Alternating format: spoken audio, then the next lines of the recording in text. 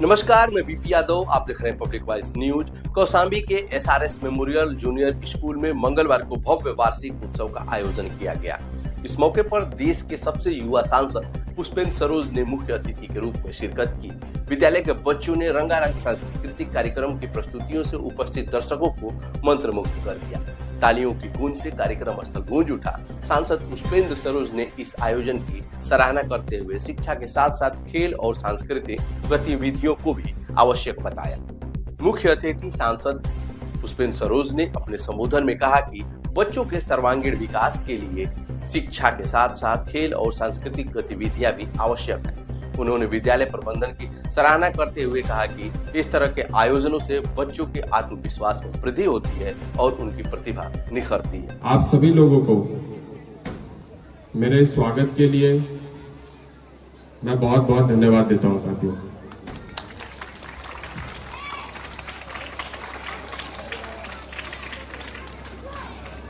School के annual function day पे या स्कूल के कोई भी प्रोग्राम में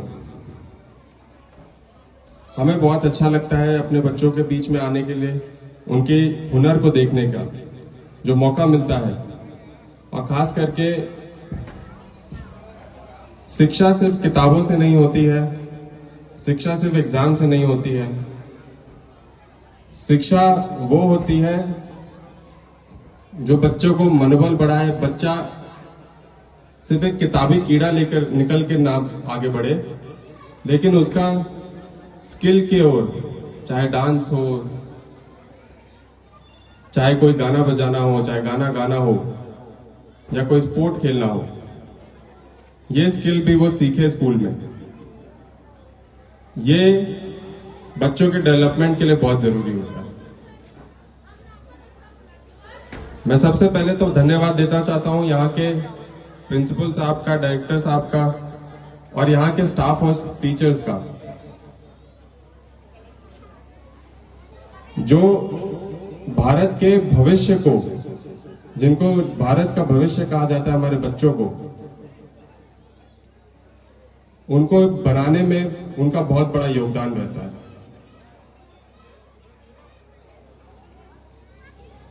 जब मिट्टी का बर्तन बनता है तो एक कलाकार उस मिट्टी के बर्तन को आकार देता है और वो आकार देने का काम यहाँ के स्टाफ, यहाँ के टीचर्स करने का काम करते हैं।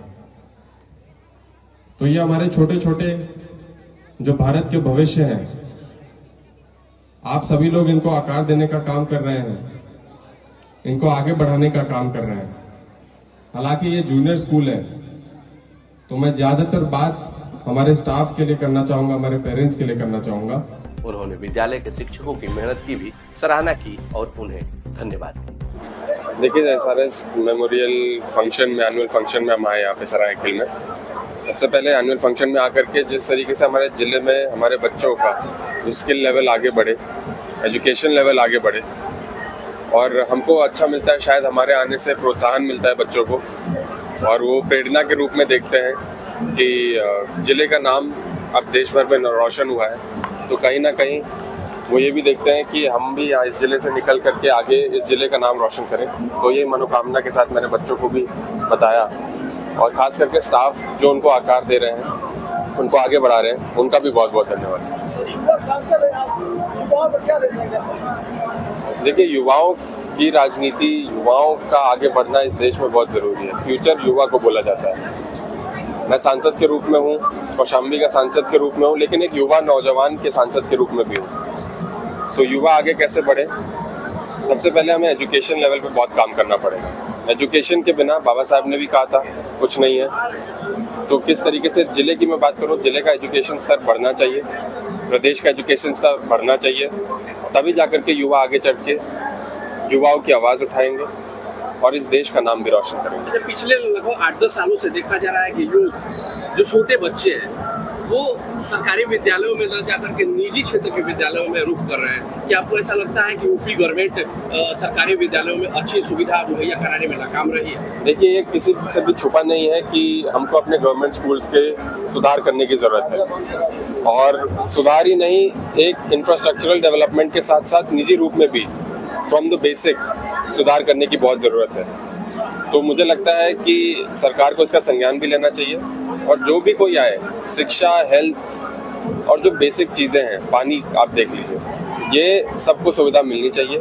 ये किसी राजनीतिक भाव और अभाव की वजह से हमको डिफरेंशिएट नहीं करना चाहिए और आगे बढ़ चल के एजुकेशन ही एक ऐसी चीज़ है जो हमारे देश को आगे बढ़ा सकता है। हमारे बच्चों से अगर रिलेटेड कोई बात होती है तो बच्चा कोई सुनता है तो एजुकेशन ज़रूर शब्द आता है। तो एजुकेशन के फील्ड में हमें बहुत काम करने की ज़रूरत है, प्रदेश लेवल पे भी, जिले लेवल पे भी और इस देश के लेवल पे भी। मैं Rajiv Gupta SRS memorial school से संचालककर्ता के रूप में अपना सेवा प्रदान कर रहा हूँ। जी, आज कैसा कार्यक्रम हुआ गुप्ता जी? आज हमारे स्कूल में एनुअल डे सेलिब्रेशन था, सांस्कृतिक कार्यक्रम का आयोजन था, जिसमें माननीय सांसद पुष्पेंद्र सरोज जी ने शिरकत किया और आशीर्वाद किया।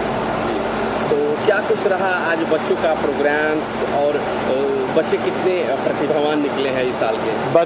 बच्चों की प्रतिभा देख करके तो सीना जो है एकदम चौड़ा हो जाता है। इतना प्रतिभावान बच्चे हमारे हैं।